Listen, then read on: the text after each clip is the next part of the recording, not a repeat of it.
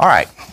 I believe that Texas is going to be the model state for taking funding away from Planned Parenthood, because I mean we're going to the mat on it basically, and it's kind of strange that I've always thought Rick Perry was kind of an empty suit in his political career here in Texas, but this guy is on fire lately. He something's happened with him. Somebody's lit a fire under him, and he's getting it done. He is, and he's making all the right. I'm sorry. Stepping up. Yes, he is. He's stepping up his game, and especially on this thing. And he's basically saying, he's basically telling federal government, you keep your money, you know, because they're saying if you don't fund Planned Parenthood, we're going to take all the money. He said, take all the money. We got enough money in Texas. We'll pay for our own health care. That's right. And now they're trying to sue him and keep him from doing that. But nonetheless, I want to bring in our longtime friend, our old friend that we haven't had on in a while, Carol Everett. Hello, Carol.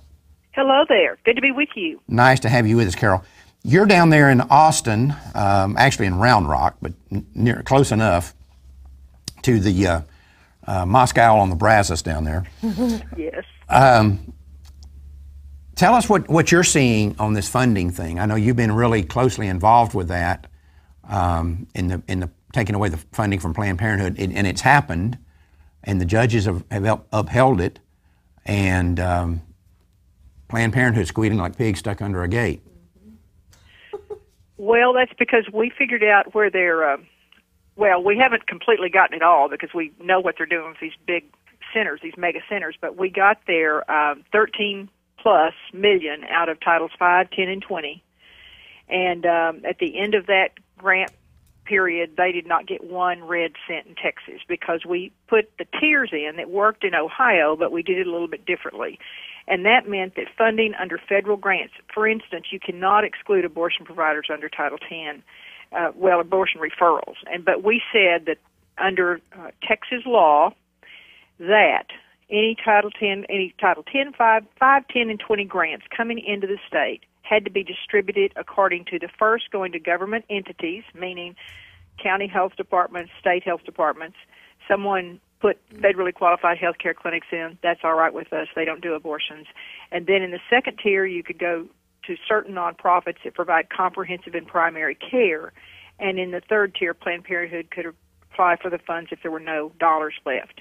And what we found in Texas is when we changed it from strictly family planning to comprehensive and primary care, that eliminated Planned Parenthood. But the big dollar funding that Planned Parenthood is doing right now is not in grants.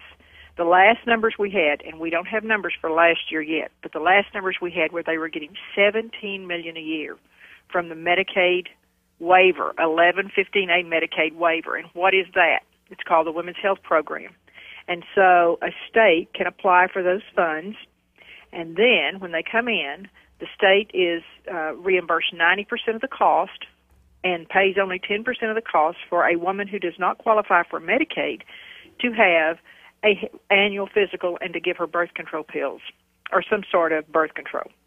And so when we saw that and recognized that as their cash cow and the place they started to make money, we couldn't get that the way we did with the tiers, but we simply had an amendment that is now law in Texas that they cannot, the Women's Health Program cannot be dispensed to abortion providers or affiliates. And so that cut out Planned Parenthood again.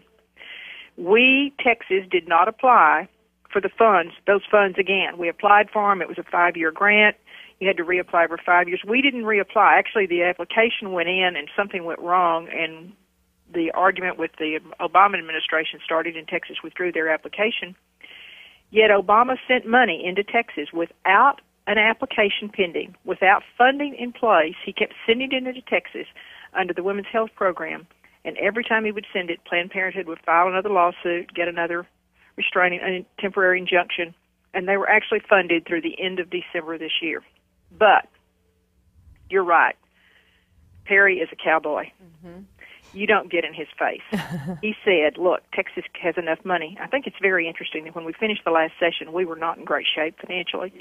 But in the interim, when Texas stood for the right things, millions, billions of dollars came into Texas that we didn't have before. And we actually had the $34 to $44 million to pay for it. So now Texas is paying for the whole program. The government can't force Texas so far. They've had 2 temporary injunctions and neither one were upheld or put in place. They are still not funded. That means we got at least $30 million a year out of Planned Parenthood's pockets in Texas. Well, the interesting thing here to me is, if you just boil this down to its basic element, it's this. The federal government saying, we're giving you this, the state of Texas, and they do this in every state, we're giving you this money under these block grants under Title 10, Title 5, and Title 20, mostly under Title 10. We're giving you this money. Because this is federal dollars, we then get to tell you that you cannot eliminate Planned Parenthood from the program because we're giving you the money. And yes. Rick Perry says, okay, then you keep your money.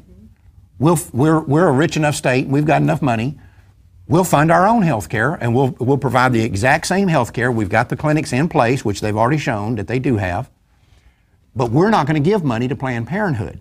So you just take your money and go away. Well, that should be the end of it. But now they're saying, no. Even if you use your own money, and we're going to send this money down there, even if you don't want it, or even if you don't apply for it, we're going to send you the money so we can keep control. And this is coming to a showdown. And so far, the courts are ruling that Texas has this right. If they don't want to take the federal dollars, and they want to fund it themselves through state money, then the state of Texas can decide how it spends that money. Where's the problem here? And well, the problem is that came from us to start with. Yeah, exactly. We send over $200 billion a year in from Texas. Texas sends the federal government over $200 billion a year.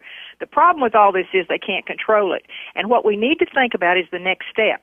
Now, why are they coming into Texas with all these mega centers? Because they expected to get ready for Obamacare. And not only could they use the Titles 5, 10, and 20 in there, but they could use the Women's Health Program, and then they thought they could use traditional Medicaid. So what we've got to be concerned about now, we've already heard Governor Perry say, I'm not going to expand Medicaid. We've already heard Lieutenant Governor Dewhurst say, I'm not going to expand Medicaid. Now, we've heard Joe Strauss say he's not sure. He doesn't want to make that commitment. But if we expand Medicaid, that's what Planned Parenthood, Fort Worth, and Houston with these huge centers are getting ready for. They are going to be doing Obamacare. And we've got to address the traditional Medicaid, and that's a much more difficult issue. But it concerns me that here you got a group that once they get money from you, they don't want you to ever stop giving. They think they're entitled to this money. Right. Like you voluntarily give them this money, then you owe it to them forever. Yeah, oh, yes. And that's the problem. You're hooked, and that's exactly what's happening. I mean, think about all the entitlements that are hooked now and all the people. Mm-hmm. And, Carol, you don't see any sign whatsoever of Governor Perry backing down or anything, do you? No, this man just said in December, I was at a press conference with him in Houston in December, and he said, I want abortion to be illegal in Texas. He's getting stronger by the minute. Yes. This is a man who is standing stronger than ever. He met Rebecca, what's her name? I can't remember. Yes, in Iowa, and said, I was wrong. I don't believe in abortions for rape and incest anymore. This man is just getting stronger by the day, and we need to stand by him because he's certainly standing by us. Well, yeah, go ahead, Cheryl. Sorry. Well, I was just thinking that without this money, this artificial influx of money from the state, what is going to happen to the clinics? Are they going to be able to stay open? We've lost 14 family planning clinics, thank you, Jesus, and 1 abortion clinic. Now, let's back up and remember that the funding actually just stopped flowing to them December 31. We're not even in the first month of what's going to happen. They're in the legislature screaming right now, and I suspect in the next 6 months we're going to see several of those outlying Planned Parenthoods that were doing 20 a week that are now doing 5 or 6 a week or 5 or 6 every other week closing. They can't afford. The other thing we did last session was a sonogram law.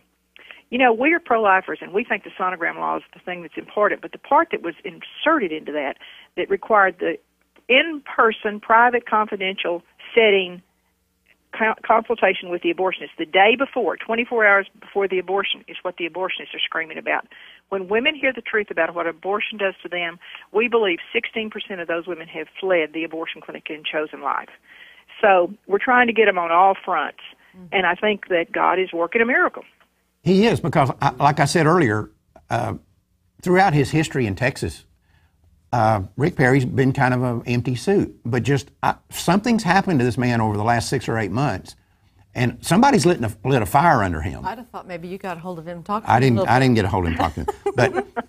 But he is, he is going to the mat on this. Well, I tell you what you're doing here in Texas is really helping out other places. Even in North Carolina last year, we defunded Planned Parenthood. And of course, our state ended up getting sued big time. Nevertheless, just because of what's happening here in Texas, we had a strong ruling from one of the judges. While this case is going on, at least our state still don't have to pay Planned Parenthood. And they are screaming, they're talking about it's hurting children and all. I mean, their arguments is ridiculous. But keep on, Texas. Don't stop now. All we had to do was dispel their lies. They were saying there weren't, and they're still saying there's not enough caretakers in Texas for these women without Planned Parenthood. At that time, 45 Planned Parenthoods located in centers of population were doing this, yet we found, just by getting on the telephone and looking, we found over 1,000 providers all over every corner of Texas willing to take these women. And when you put that, this is what killed them. We put that on a map. And we put all the Planned Parenthoods on a map in red and showed them where they were. And then we put our providers in blue, and they could not defend that. They suddenly realized Planned Parenthood was not giving women adequate care all over the state. Those are the lies they tell. And the other thing that happened was we watched what they said.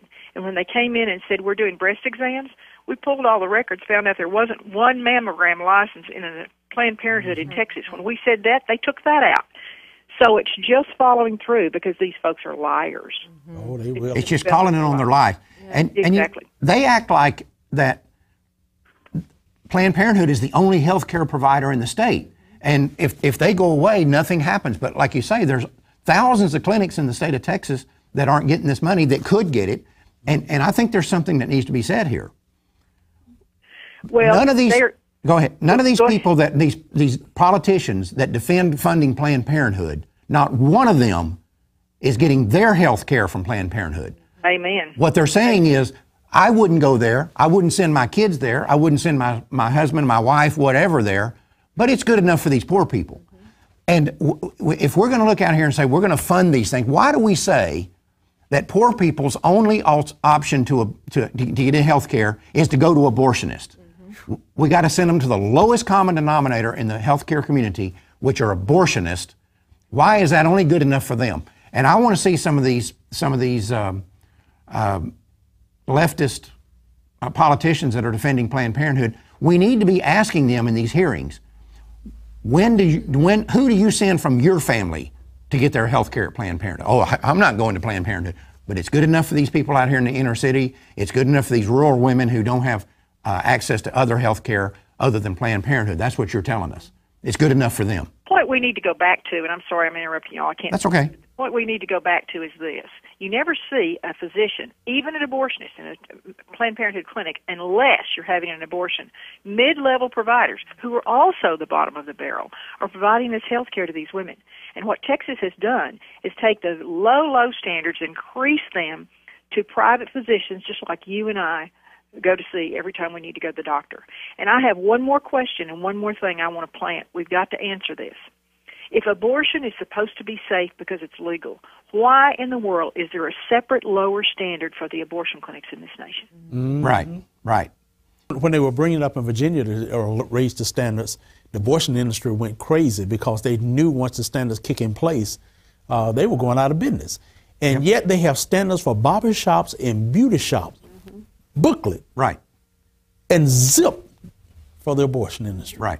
Exactly. And which one's the more, what I'm saying, which one shouldn't be more regulated? The cutting off your hair or? Right. But when we don't With the hair joke already? Well, first off, Carol, let me say, I appreciate your being down there and riding herd over this. And I know that you go to all these committee meetings and you meet with all these people, and it's grueling, tiring work.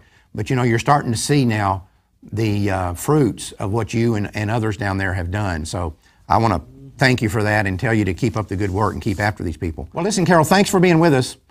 Well, thanks, and I want y'all to remember we win. We're on God's side, and we're still the only side having babies. I love you, Carol. Love y'all too. Be blessed. Thank you. Stay in that legislature. Let us know what's going on down there. Yes. I'll be in touch with you. Thanks for your help. Thank you. Bye-bye. Bye-bye.